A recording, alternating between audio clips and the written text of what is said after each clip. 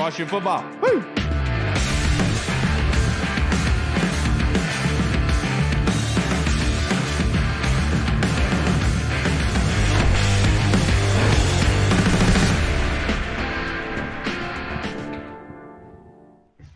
Hello, everybody, and welcome to the Burgundy Zone. I am your host, Kyle, and I'm joined by my co-host, Michael Hall. We're holding out hope that Reed will be joining us for this episode, but the Burgundy Zone is a part of the Frederick Podcast Network. You can find out more by going to www.listenfrederick.com. We are rejoined by a very special guest, friend of the pod, Mr. Sam Fortier of the Washington Post. Thank you so much for joining us this beautiful Monday, rainy Monday evening, sir. How you doing?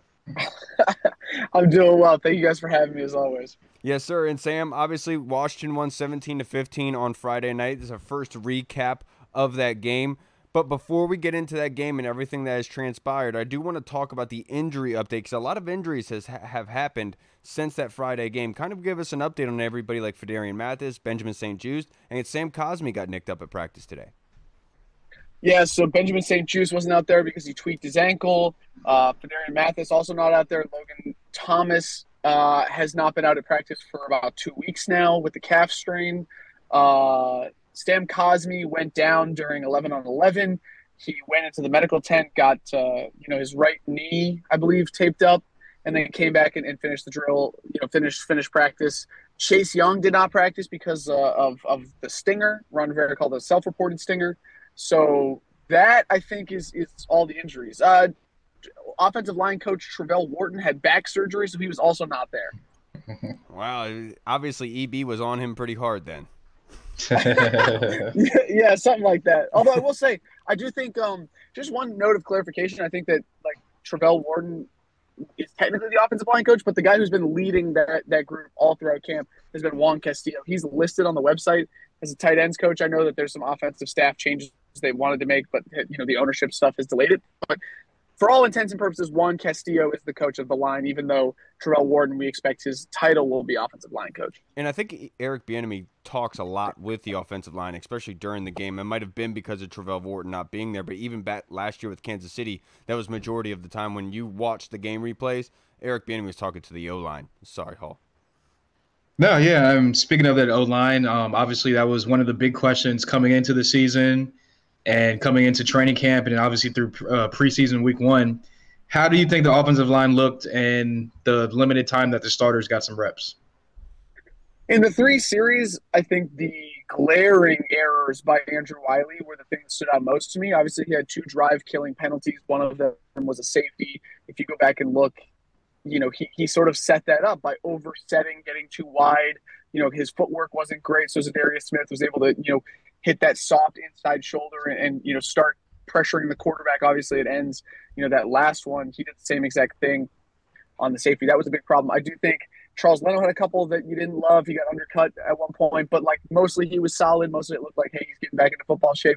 The interior of the line, I thought looked pretty good. Chris Paul, while he wasn't as aggressive as you want him to be, he certainly put himself in position.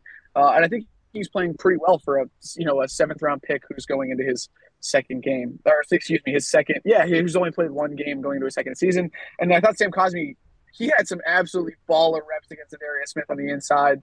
I know Brandon Thorne tweeted out a couple, and those were the ones that stood out to me, particularly on the 3rd and 6th, I believe it was. But I thought the offensive line, the panic that I think a lot of people felt, the concern that a lot of people had after the game is justified, but maybe not to the degree at which, the conversations about offensive line get taken right away.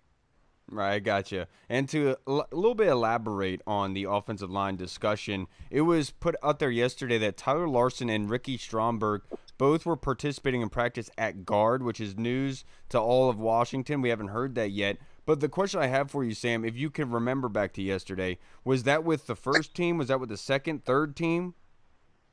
Second team for sure. Okay. So basically the way it was the normal starting 5 on the O-line, and then you would have, Larson at center and Stromberg at guard with the second team, or the other way around. And I think that's because those 2 guys, Washington sees them as competing for that main interior backup role.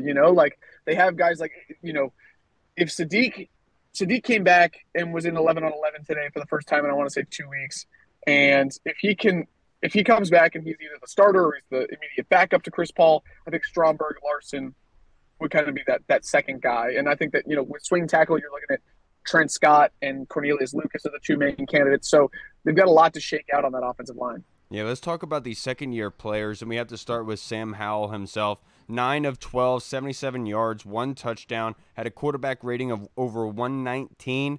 Were you impressed with Sam Howell? I was, especially the way that the first two drives went, the way that the offense was able to roar back and really capitalize on that possession. Talk to us about what you thought of Sam Howell's performance. Even during the first two drives, I thought he looked pretty crisp. I would say the most impressive thing to me, I mean, the quick game, getting the ball out quickly, knowing where his responsibilities were for the most part in the new offense, like making those quick decisions, I would say in aggregate were the most impressive thing I saw. But probably the most impressive throw I saw was actually an incompletion when they were backed up in the end zone and he feels Wiley giving up that pressure to the inside. When he uses his legs to get out of the pocket and throw it away, I thought that was actually a really veteran savvy move. And I love to see that, particularly for a guy that took an alarming number of sacks in college. Like, I think people don't appreciate, like people think that Justin Fields is a sack problem. Like, Sam Howell was had a much higher sack rate in college. So for him to get out of the pocket and do that sort of stuff, I was impressed. And I think that, I'm far from crowning him as the guy. But in terms of follow-ups to the Cowboys game and as much as you can read into a preseason game, I thought he checked a lot of boxes except for the sack, which as people, I think people know this by now, but like, that was entirely on him. That overload blitz to the left side, 4 rushers for 3 blockers. Like, the line can't do anything about that. And Sam Howell's hot. He knows he has that outlet to the right side, so he can't spend the extra time to say, okay, do I want to check on? I think it was Curtis over the middle. Do I want to check and see if Curtis is open? Like, you got to go straight to your hot, and you got to get the ball out. Yeah, agreed. And like they've talked about, he's a self-corrector. So hopefully, as soon as he got back to the sideline, as soon as it happened, he kind of knew he had the hot, whatever. So hopefully he corrects that and cleans it up, especially against the Ravens team that they will be practicing with this upcoming week. And speaking of that, getting into the joint practices this week, what are you going to be looking for in terms of the offense and the progression they're going to have from preseason 1 to preseason game number 2? And to jump on that, Coach Rivera's comments about not doing any bullshit, how surprising was that for you, Sam? I think he's the head coach. He's going to say that. Like, this is not schematics, but Eric Bieniemy, obviously, we all know that he's a fiery guy. He'll yell at anybody, including the referees. They were out at camp 2 weeks ago, so I'm curious what his interaction will be like, with some Ravens players and coaches. Schematically, I think Sam Howell's commanded the offense. The same things we've been seeing, because you will get a much larger sample size for how does Sam Howell look against the Ravens in over 2 days than you will in 3 series of a preseason game. Correct. I debated, with somebody earlier today, like, are joint practices all that they're made out to be by the coaching staff? The coaching staff says that they're more important even than games to some extent. I don't know if I go that far, particularly with down the roster guys. If you're talking about Tinsley or Christian Holmes in terms of their efforts to make the roster, I think the games are more important. But when you're talking about how do we evaluate Sam Howell, I do buy the idea that these practices could be more important than games, just because you're going to run stuff. Eric Bieniemy is going to call real plays as opposed to being on TV and saying, hey, wait a second, I'm not going to give the Cardinals anything to look at in this game. I'm going to call some pretty vanilla stuff. So I'm mostly curious to see Sam Howell, the offensive line against a defensive line that's not theirs, but it's still a pretty stout physical front. Those are all things that I'm looking for. Yeah, and I could understand why the coaching staff would put joint practices above just a 3 series of preseason game, especially given the fact that those joint practices that the guys you're going against don't know your plays, like you've been going to the last couple of weeks where guys can kind of jump things, whereas with the Ravens, you're getting a real clean slate there and in a controlled environment. But to wrap this up, Sam, I only have a couple more questions for you. Talk to me about Jacoby Brissett. I was very impressed with Jacoby. 6 of 10 for 75 yards, had the rushing touchdown and 1 interception. But when he stepped onto the field, it didn't seem like anything was taken off of it in quarterback means, if that makes sense. He's the highest paid backup in the NFL for a reason. The dude, exactly what you're going to get from him. He can ball out. The interception I wasn't really worried about given the time and the situation. Toward the end of the half, why not? Right. A guy can make a play. I thought, who who was it down the right sideline? Pringle, maybe, like that Pringle, ball yeah, goes it was through. Pringle. Yeah, like that. I thought that was a great throw. And That so, was the best play of the whole night, to be perfectly honest. If you go back and rewatch that replay, where Jacoby drops that ball is literally right in front of that DB's face. It's incredible. yeah, and so like it's like that's a great point. It's like they knew, hey, we are making a really big bet on a guy with no history in Sam Howell. So like we need to make sure that we have a high floor, fail safe number 2. And so they went out and paid Jacoby like that was the goal. And so I think we liked, you liked what you saw from Sam Howell, but like if once teams start game planning and it's not a vanilla scheme anymore, and it's, hey, are you mentally up to this? And the defense has all their best players in the field, unlike the Browns, missing Denzel Ward and Myles Garrett. Like, if he can't handle that, you got to feel good about the guy that you have behind him. And one last recap question before I ask you the last one with pertaining to joint practices. Rookie report. How did the rookies look in this game? I know Chris Rodriguez averaged 7.8 yards per carry, which is absolutely disgusting, coming in with 5 carries for 39 yards. Obviously, there were things to work on, but talk to me about those rookies, Emmanuel Forbes, Quan Martin, Ricky Stromberg. What have you seen? So Ricky Stromberg, I thought, looked solid. Chris Rodriguez, I thought, looked awesome. And Quan Martin obviously had the DPI. We can go back and forth about was that a DPI and then allowed the touchdown. I don't know. You guys probably saw, like, somebody took a screenshot of, like, him liking all the mean tweets about him, which I thought was funny. I actually talked to Quan yesterday, and I was like, why did you do that? And he was like, it's motivation for me. I want to make sure that people understand, like, I was worthy of being a second-round pick for this team, and, like, the next chance that I have, I'm going to go out and I'm going to ball out. And so I liked, being fueled by negativity, I think is like, especially with like a lot of modern pro athletes, I think that we can go back and forth about whether that's like the healthiest or the smartest way to fuel yourself. And like, is that sustainable? But for a rookie that came out and didn't impress, like, yeah, I totally am on board with it. And Emmanuel Forbes, I know he only played the one series, but like, the dude is bald. Like, every time that I've like looked at him, I've been like, oh, this dude is sticky on Terry or Jahan or whichever Browns receiver he was covering. And like, I'll raise my hand. Like, I was skeptical of the size, man. Like 6 foot, 166. Like, that's, I still think that like 17 games, he still has a lot to prove. But like that tackle down near the goal line that he combined with, I think was Cam. Like, yeah, man. Like, the dude's impressive.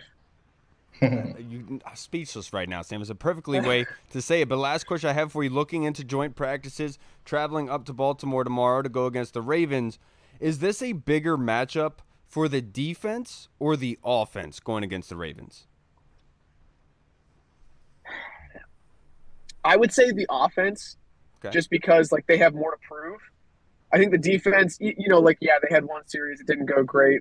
Like, to me, that's not a huge deal. Like, it'll be a red flag if against the Ravens they look terrible again. But that to me is just like the offense. I just have way more questions about. They haven't had the track record. Like, Washington has done it. Last year they were pretty good. In 2020 they were pretty good with most of the same pieces. A lot of the same pieces. The offense has never done it. Like, I know that Scott Turner's out and Eric Bieniemy's in, but like we have never seen this be an offense that's like better than 20th in the league. Right. Hey, I just have one more question before you get out of here, because you just made me think of something with the defense. Like, I think a lot of people going into the season, like, there's a lot of questions around the team, obviously, but I think people just kind of penciled in the defense, like, they'll be top 5, top 10, like, okay, whatever. But if you go back to the end of last season, the run defense, especially against the Browns, it's almost kind of like the Browns and Deshaun Watson kind of picked up, but they left off in Week 17. Do you think that is going to be a problem going forward for, like, as far as a run defense, or do you think that's just Deshaun Watson being kind of just like being Deshaun Watson and the Browns being like a running team, or do you think that's going to be something that's going to be a problem for the defense getting into the regular season? 3 components to that. One, I think the Browns are one of the best running teams in the league. They have obviously Nick Chubb. They have Bill Callahan as the offensive line coach. Like, I think that is a really good running team.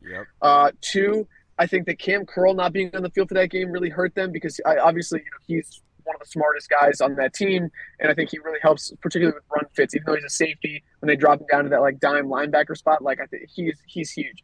The third thing is I don't think that they will have problems with the run. They were really good in the middle of last year, and against really good run teams, I think they'll get better with the Cinco package. They're 5 down lineman front. They've been doing that a lot this year, and I would expect to see, honestly, more of it.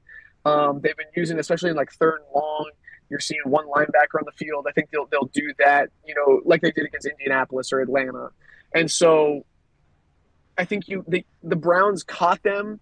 I don't remember exactly who was hurt. I don't think it was Ridgeway, but like that line was a little beat up at the time in addition to missing Curl. So for me, it was a little bit of circumstance thing, and maybe the Browns just, maybe they have their number in that way, but like I'm not ready to push the panic button on the run defense as of yet. But to your point, Hall, like if it continues, then I think that like that's something we need to monitor because they haven't been back at that level that they were at in the middle of last season yet.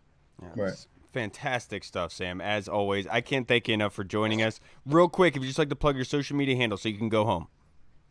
Yes, at SAM4TR, SAM4TR.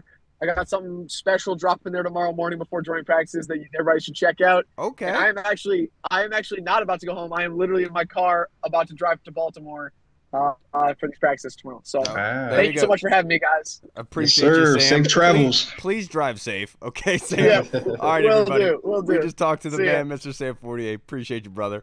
The man. I always appreciate Sam. It's always a good conversation. But before we move on into our next guest, is going to be joining us so we can answer fan questions and talk about the hypotheticals, everything that's transpired up until this point. I want to start a new segment here. After the first preseason game, I want to do stock up and stock down. So let's start with the negative first. Stock down. Who are you going to take? I mean, obviously, the easiest answer would be Andrew Wiley, just because if you go back to last year with the Chiefs, like PFF or whatever type of measurement you want to go by, it says he gave up 9 sacks. And, I mean, obviously, you can go back to those 9 sacks. It was at Pat Mahomes getting out the pocket, holding on to the ball too long, all that stuff. You don't know how badly, when Sam 48 was talking earlier and talking about the sack totals, how many times I want to cut him off and say you can't beat Reed's total in college. Yeah, I know. I saw you kind of like giggling when he was talking about Wanted that. to so bad. But, yeah, I mean, Andrew Wiley, obviously he's the low-hanging fruit. He was the one that stood out the most as far as the offense goes and kind of not playing up to the level or the standard that you seen throughout the playoff run with the Chiefs last year. So I would say Andrew Wiley, but again, one preseason game, kind of still getting used to Sam Cosmi playing on the left side of him. So I feel like a lot of the things that he did in that game to get beat are like fixable things. So not concerned about that yet, but stock down for right now, I would say Andrew Wiley. That's unfortunate. The newcomer, he's a Star Wars fan. Always respect him. Doesn't he collect Pokemon cards too, or something along the sort? I think so, yeah. Yeah, respect a fellow nerd. For me personally, I'm gonna have to say Benjamin St-Juste, and the only reason I'm saying that is because he did get nicked up. He did have some issues in the perimeter, but obviously he does still do a good job. But the injury is what's concerning to me because Emmanuel Forbes is balling out. We saw. Percy Butler, we saw Christian Holmes, like these guys really balling out, and you're fighting for a spot right now. That's a crowded DB room. And so and it wasn't his fault with Benjamin St-Juste. Somebody had run over and I think ran into him who was on our team and injured him, which is the unfortunate part. But that's the only reason I'm going with your stock down, Benjamin St-Juste. No disrespect to you at all. I think you're a hell of a player. I'm just saying the injury is a concern given with how crowded that DB room is right now, and they need you out there. What about stock not even just that. Yeah, I mean, you go back to last year, he's been having injury concerns as well. So, great player when he's on the field. Just got to get on the field or stay on the field, I should say. Yeah, absolutely. But stock up, I will say, I'm gonna go with it. No, I'll say, you know what? I'll say Chris Rodriguez. I think that a lot of people, obviously, they got Antonio Gibson and Brian Robinson in the backfield, and a lot of people have been harping on the fact that Chris Rodriguez was handpicked by Eric Bieniemy. Like, I want that guy on my offense. I want this guy in my offense. So, and you saw what he can do. You saw how physical he runs. I think a lot of people were surprised with the burst that he showed as well, and the tackle breaking ability. And you see why he was one of the leading rushers or a leading rusher in the SEC at Kentucky. So, I would say that Chris Rodriguez, if he keeps this up, obviously, you got to see him do it against the Ravens and like some ones on defense. But if he keeps going up to stock up, I could definitely see him getting a role as soon as week 1 in the offense. Great pull by you. Corey, are you here, brother? I cannot see you, but I hope I can hear you.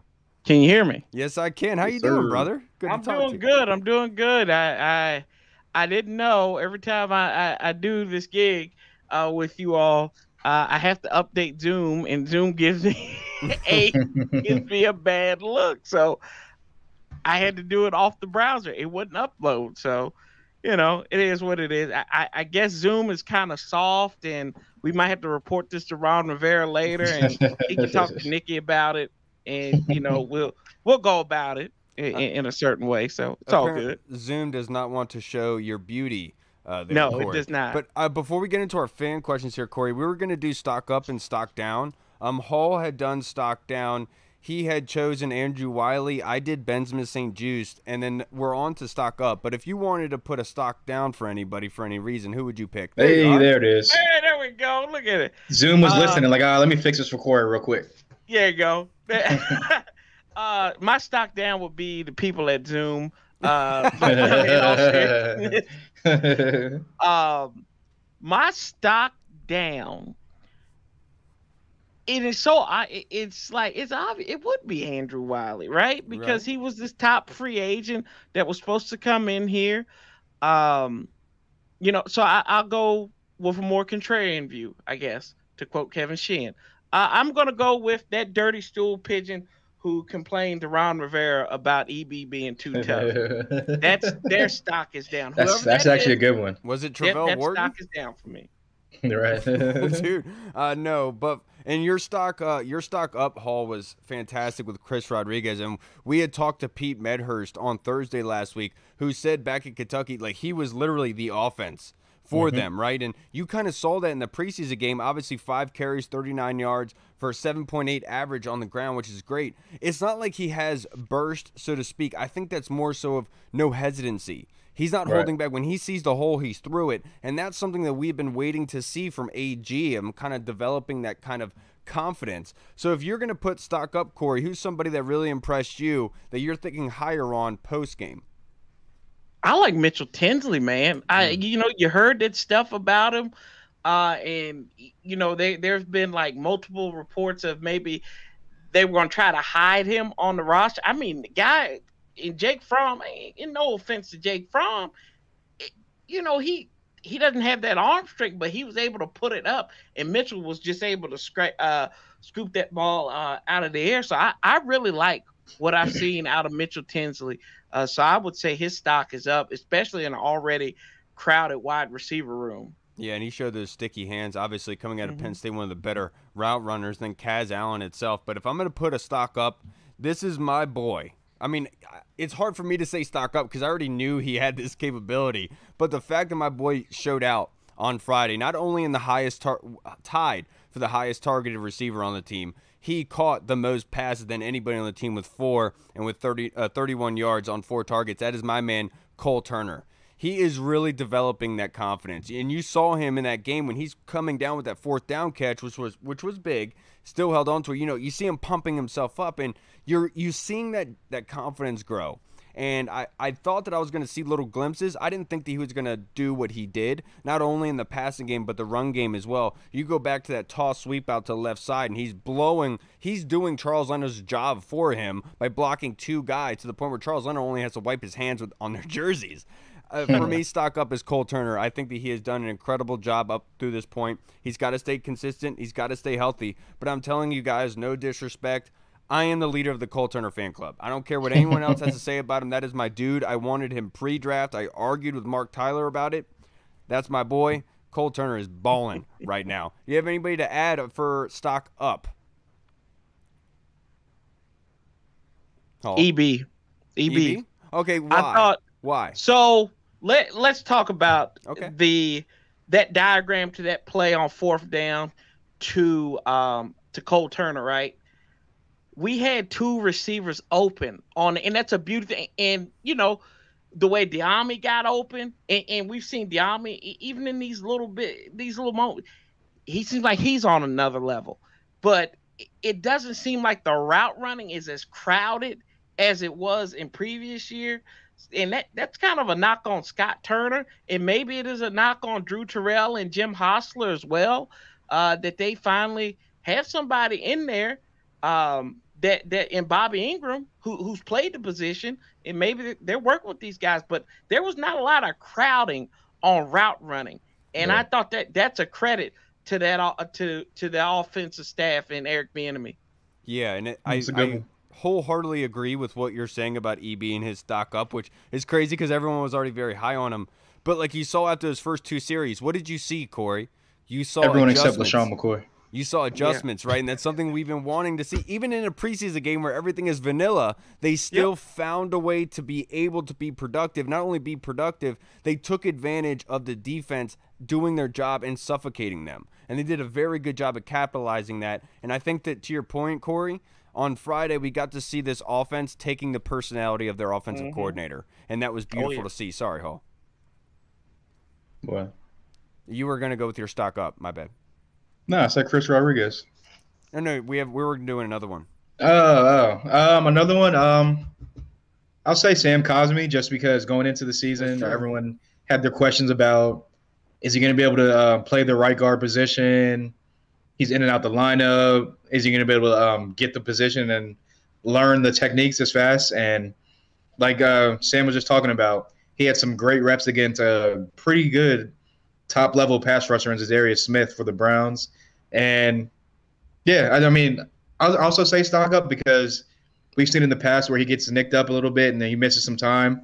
And then you like to see today that he got nicked up a little bit and then came right back into practice, was getting more work in. So hopefully he can stay healthy, stay locked in at that right guard position, and just continue to have a stock-up season at right guard. I'll add one more.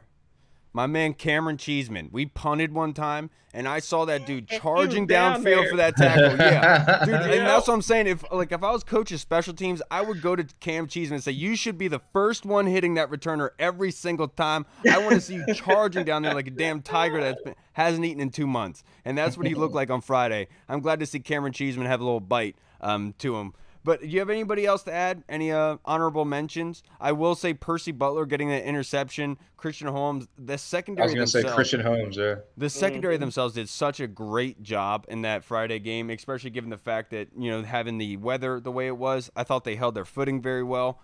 Everybody's hopping on Quan Martin, but one thing I will say about Quan, motivation comes in different forms. If you allow it to be something of Vince Young-esque, no disrespect to Vince Young, that's where it could get to you. But motivation comes in different forms. And if that pisses you off to the point where it gets you working hard and focused, and that's what needs to get done, then do it, brother. Now, let's move on to our fan questions, Corey, to wrap up this episode. This one's from our guy, Tim Towner. Thank you, Timmy. This is from Mrs. Genius, as Tim is driving through Pennsylvania. Safe travels, guys. Name one player that overperformed and one player that underperformed versus Cleveland, Corey. Ooh, a player that overperformed.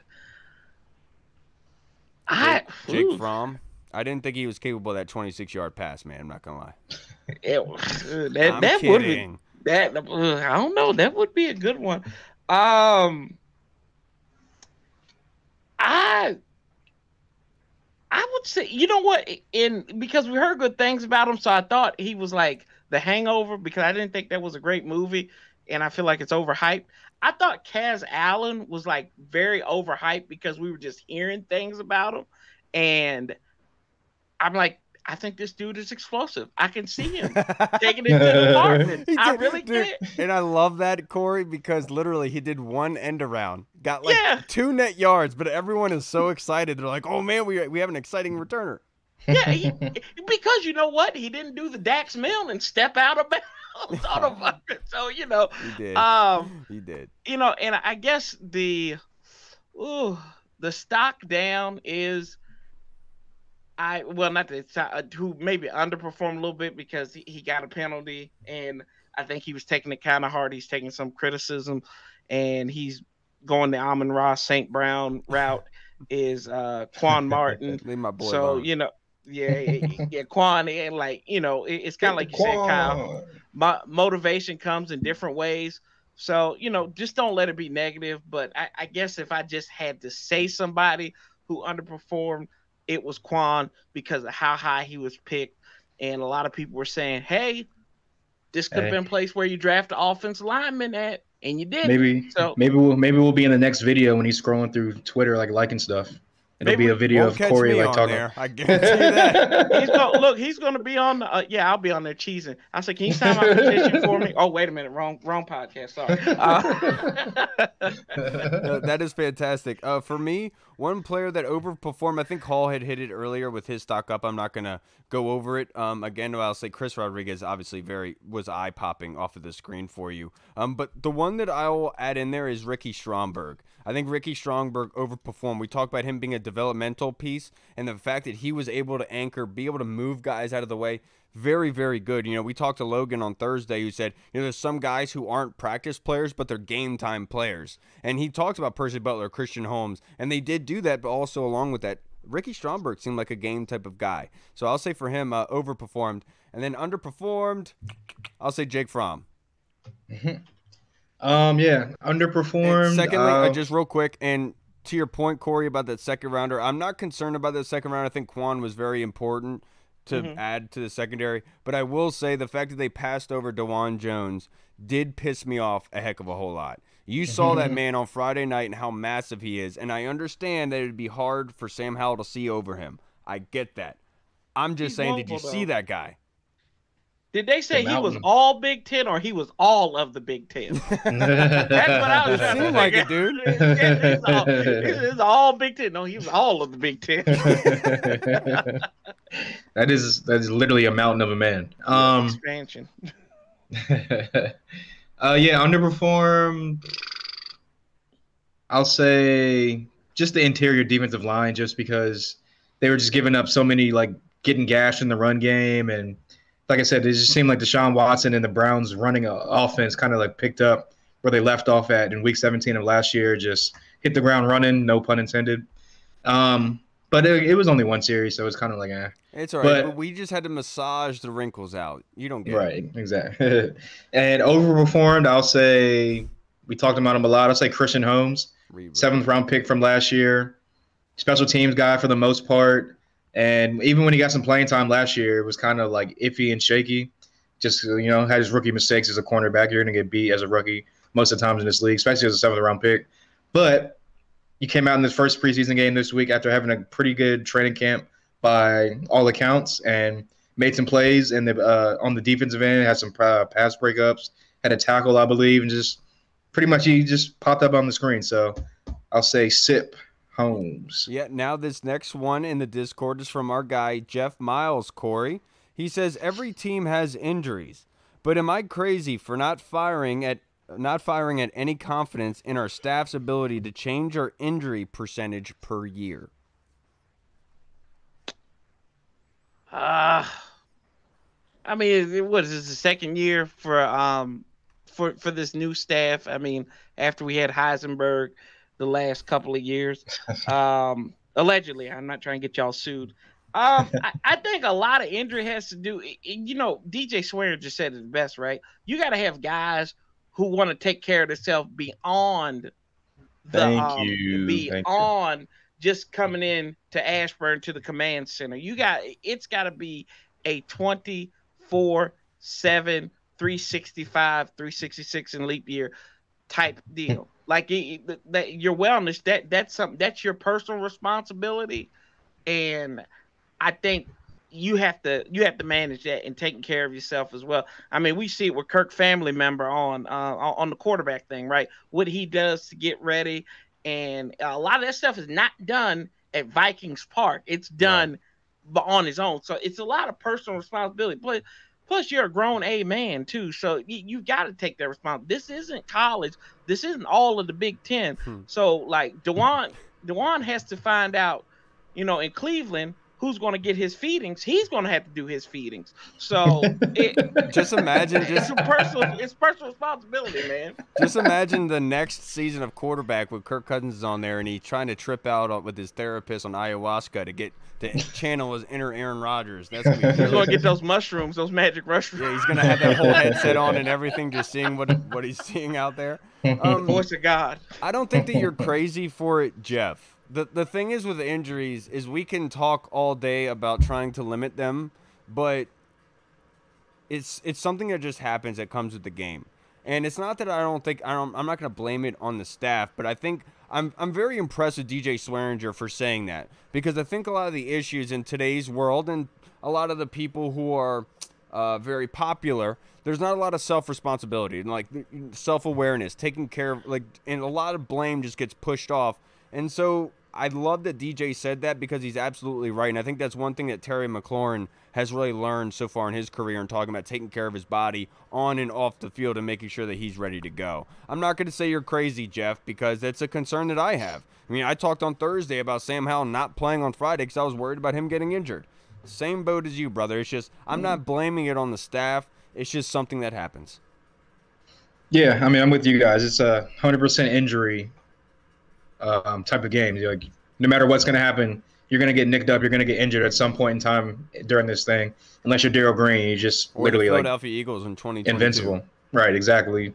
But it's also like more of like a luck thing. Like, you just talk about the Eagles. Like, they had some injuries last year, yes, but it came at like early in the season or middle of the season. They can get guys back late in the season, or it wasn't key guys that were like really hurting the team because they're like out. Right. So yeah, I know Corey's point, like that was going to be my point, where like, yeah, you got to like do the cold tubs, you got to like get your like your medical stuff done, like your pregame stuff, after practice stuff or whatever. But when you go home, you still got to do like the extra stuff to kind of take care of your body and just preserve yourself for this long season. So long story short, I would just put it on like, you're not crazy, but I just think it's more of like an off the field, like when you're not at the facility type of thing, and like more of like a luck thing. Like I'm just lucky enough to not get a major injury. I'm lucky enough to get a small injury and come right back type of thing, you know? So yeah, like Kyler Murray, you got to take care of your body like Kyler Murray at training camp. Okay, back freckle. Now let's go to our next question, Discord chat. Corey, this is from our boy Tomas in the Discord. Who is your dark horse to make the 53-man roster? I know I'm crazy, but I said it before.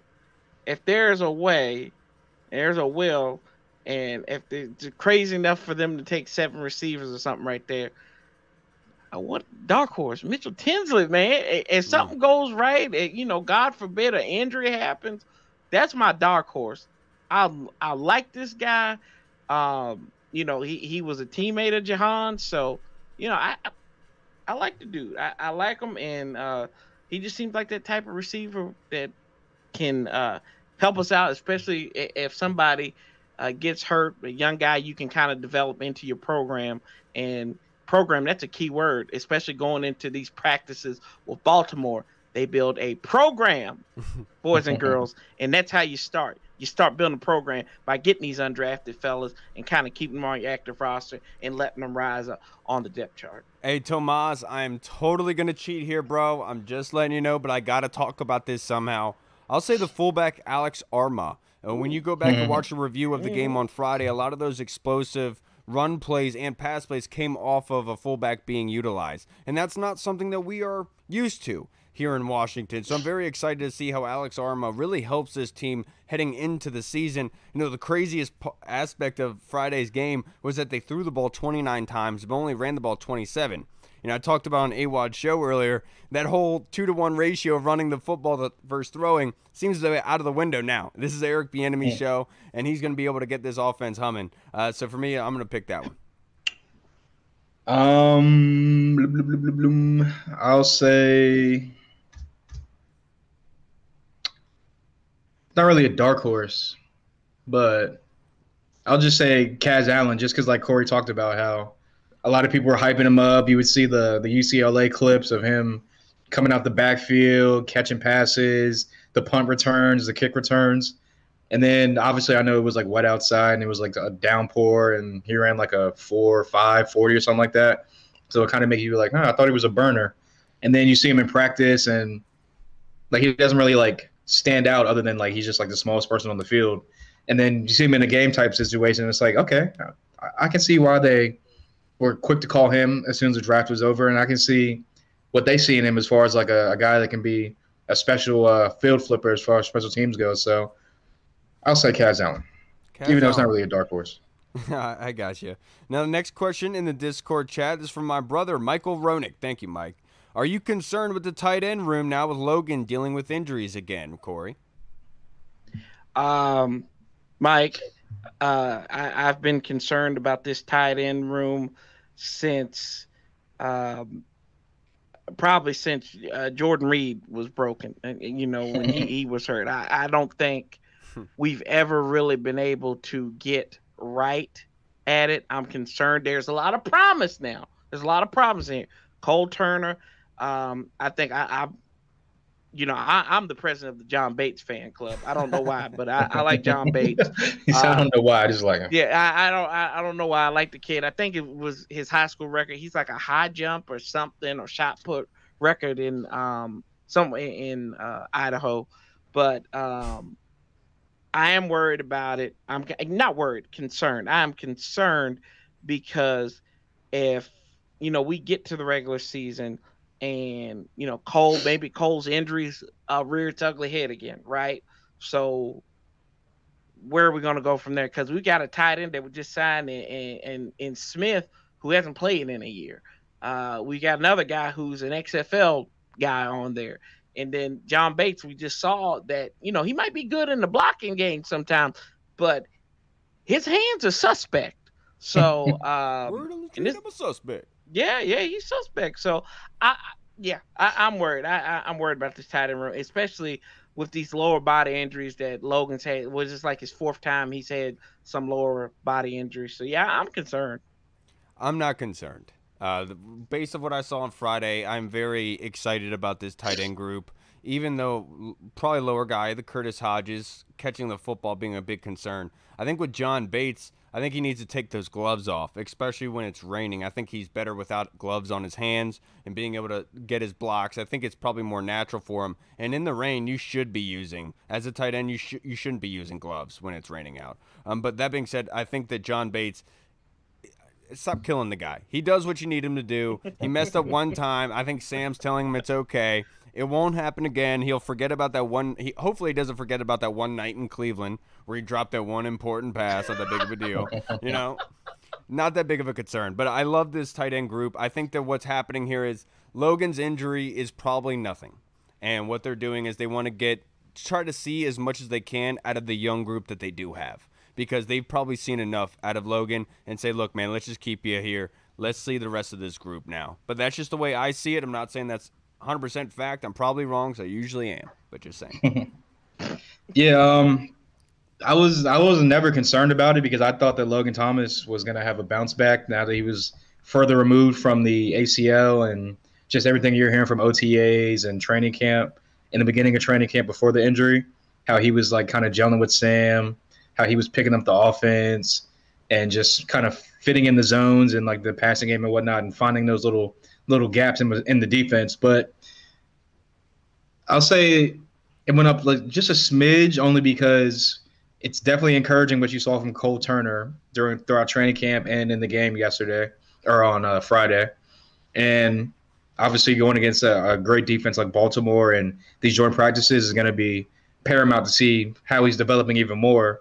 And that'll probably take away a little bit of my concerns. But my only concern is that Logan's getting up there in age, even though the tread on his tire is not as much because he didn't really switch to tight end until a couple years in the NFL. But you keep racking up injuries on your lower legs and your lower body, eventually it's going to have a toll on you. And I know Ron is like, oh, yeah, we're just keeping him out until week one. We want him there for week one, blah, blah, blah.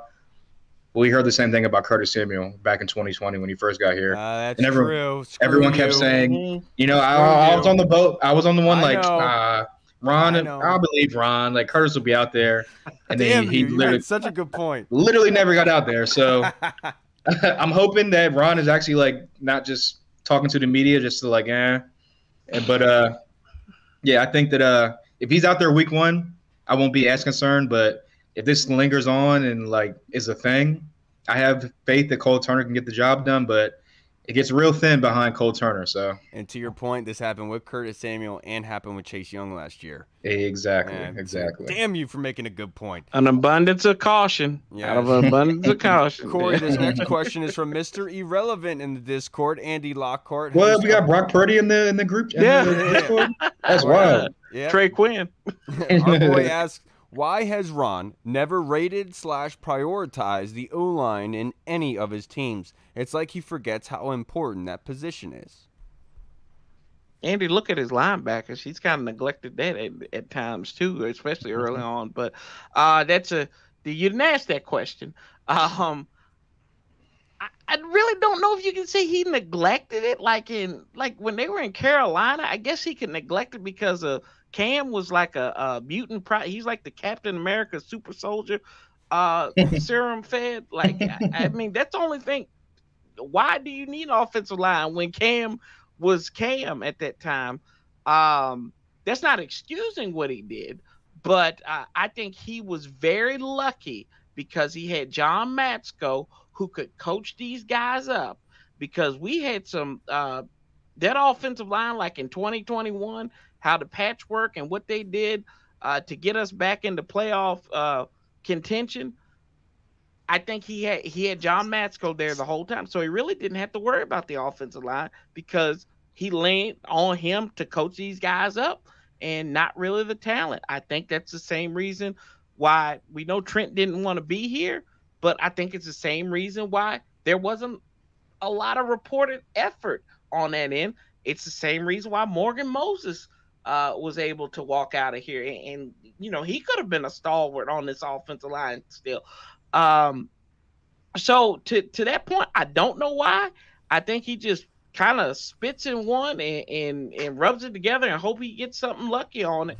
So that's what I think. I just think now I'm over talking like Ron to kind of cover my point, but either way, he really does. I love he you. really does. I love Ron. Abundance of caution, guys. That's why I had to explain it. He really does. Position flex. No, I love Ron, dude, and look, man, talking to the media is not something that you should be good at as a coach. Because you're here to coach. You're not supposed to be good at doing that. Whereas Jay Gruden seemed like that was only a good point of his head coaching tenure. For me, they had some pretty good offenses. Now I want to talk, Andy. I want to talk about this in particular because I think it's a very good. Because I was on Ron about this first off, right? But you have to look back to 1985. That wasn't an offensive line unit that's in regards to the Hogs. Right? They didn't even have a quarterback, really, in Jim McMahon, no disrespect to him. But you kind of see the running back being the solidified point and defense being the structured. Now, looking and fast-forwarding it here, I think it's unfair to say they haven't prioritized it, right? The first extension they gave out was to Chase Roullier when he came here. He didn't give out an extension to anybody else but Chase Roullier. I think with Rivera and company, I don't think that they value superstar left tackles the same way that other people do.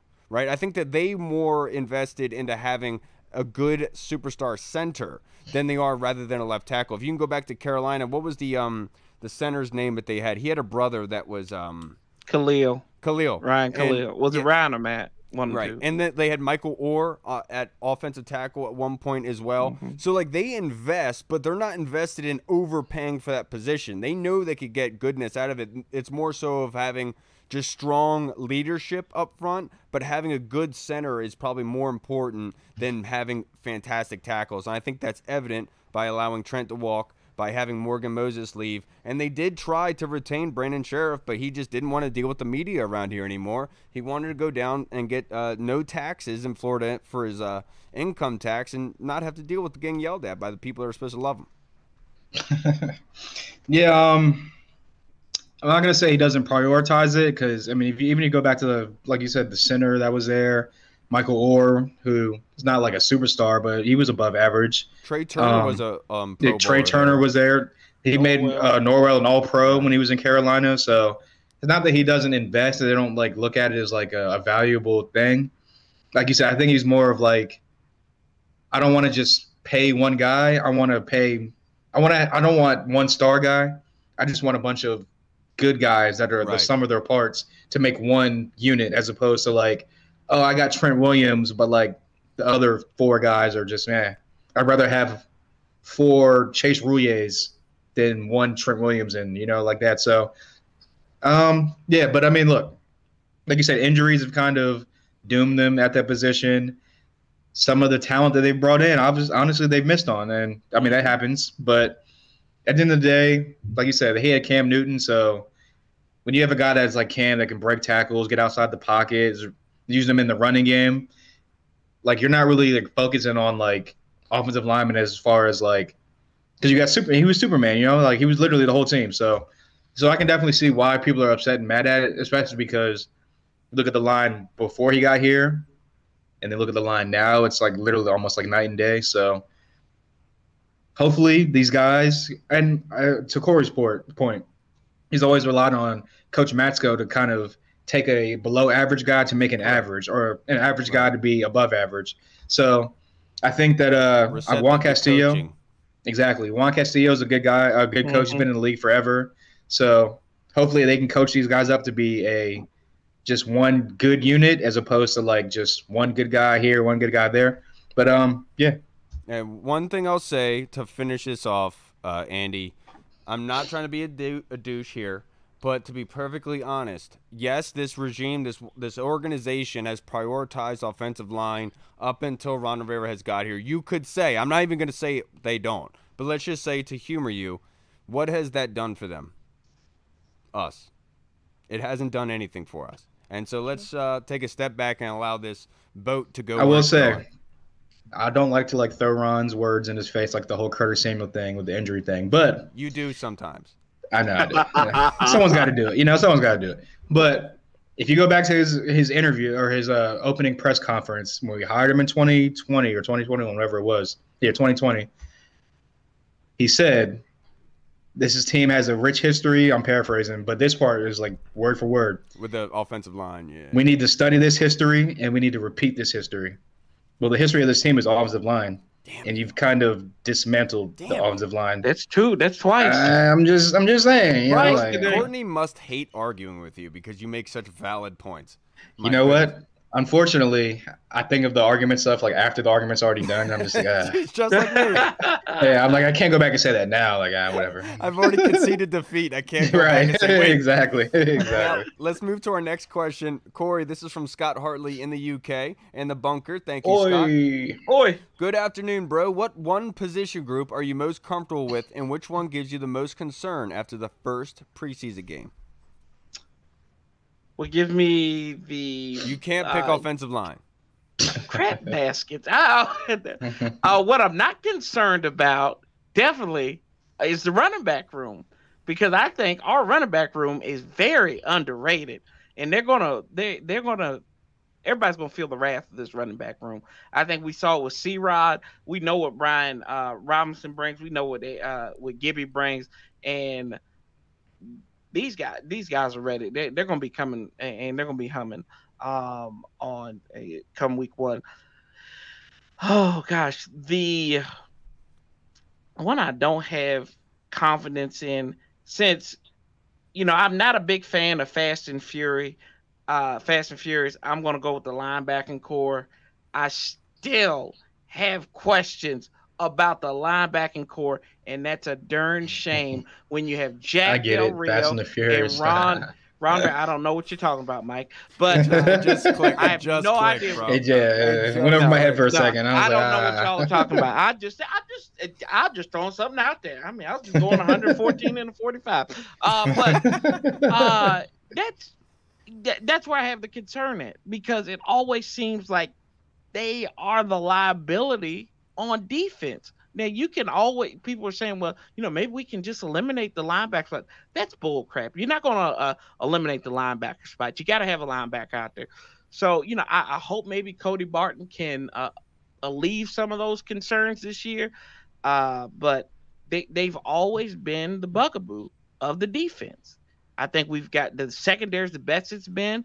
The defensive line has been great, even with our backups. So, in the linebacker spot, that's still the one that's kind of been the misfit toys. That's good. The one position group that I'm most comfortable with is going to surprise a lot of people. I'll say the quarterback room. I haven't felt comfortable with this quarterback room in a very long time. And what I saw on Friday not only was resiliency, but confidence and execution on top of that. Everything seemed flawless coming from Sam Howell to Jacoby Brissett. And so I'll say the quarterback position. I think that we are in a position where, like, you saw a lot of nervousness, people being timid in years past. I didn't see that on Friday. And so I am very comfortable with this quarterback room. Regardless of what happens, I'm confident that they'll be able to compete and put this team in a very good position. The one that gives me the most concern, I'll probably say the running backs. And the reason why is just based on usage. Don't know how it's going to go out. I'm just making one up here because that is a very strong unit, and I just don't know how everything's going to shape out fantasy-wise. I just want to know who's going to get the carries, who's going to get the most catches, because it seems like everybody is. So I'll say running backs. Yeah, one I'm not worried about is the DB room. Like, this is the deepest the DB room has been in a very long time. We got multiple safeties that we can put on the field and get the job done. Got multiple corners that we can get on the field and get the job done. And if you look at the past, like, as soon as one cornerback or one DB gets injured, it's kind of like the whole defense and the whole back end just kind of crumbles. Whereas opposed to now, Benjamin St-Juste goes down and gets nicked up. You got a guy like Danny Johnson who can step in, who's been here a couple years.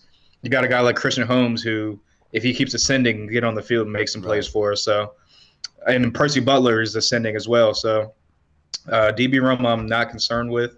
Cool. The one I am concerned with. We got one more question. Can I get this in? This is from Brandon. I'll be. Yeah, go ahead. Brandon Reinbold's question was: I know we have a few new pieces on the offensive line. What do they need to do to gel together, or what does the offense need to do to get out of the funk that they've been in for the last few years? The offensive line needs to make a human centipede. Oh. And they'll really just gel together.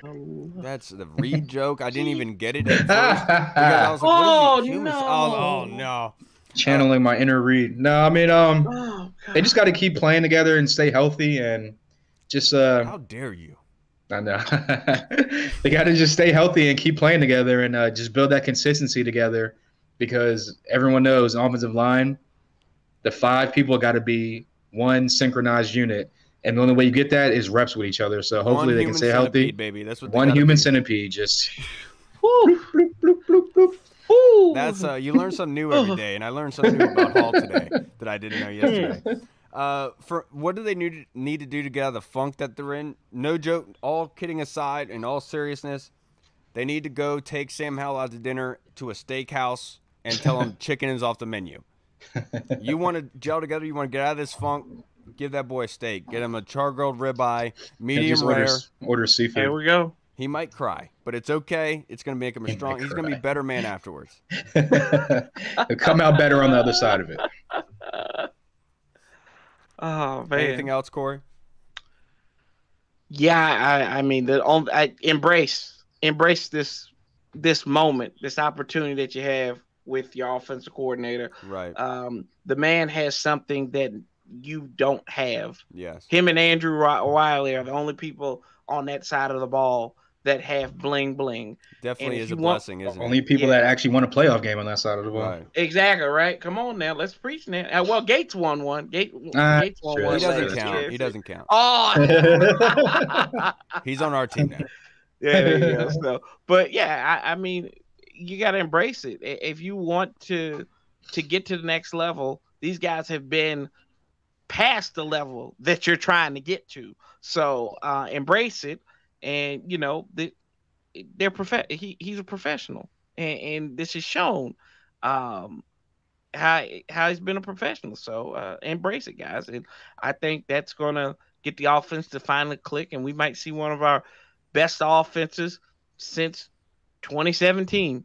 Yep. And to be honest with you, that ain't saying much after what we done seen over the last 5 years. Yeah, and to be perfectly honest, Brandon, to answer your question seriously, what do they need? They just have to stay healthy. As long as the starters and everyone is gelling together, working together, we saw last year, when you continue to have these different combinations, it's hard for the offensive line to gel. And a lot of it is based off of timing and execution. And when you have differing personalities not knowing each other, it's hard to be able to develop that perfection and that execution, be able to do so. I get it. I totally do. But all right, everybody, this is going to wrap us up for this episode. Thank you to everyone who tuned in, who contributed and supports us. Really do appreciate you guys. Want to put this out there before we get it rocking. We're going to start up the Fantasy League again. And depending on how many people want to be in the Fantasy League, we're only going to do one. But if we have possibly that many, we could differentiate the coasts, right? So if we have so many people wanting to get into it, we could have Hall having his own league of 12 teams, Reed doing 12 teams with a bunch of weirdos that want to do it with him, and then I'll have the 12 teams, right? So if you want to do the Fantasy League with us, it's free. It's okay if you're under 18, but I need to know that your parents are okay with it. You know what I mean? Like, I don't want to make anything weird. Just I would love it for it to be adults, but if it has to be, because we have been approached by this before, and I just wanted to make sure his parents knew that he was doing it. You know what I'm saying? All right, everybody, that's gonna wrap us up for this episode. I'm Kyle. I am not Mike Reed, I promise. Yeah, and Corey, congratulations, brother. Obviously, you were expecting a little one on the way, and that was the news that you were last time you were on here. You didn't want to tell us, unfortunately.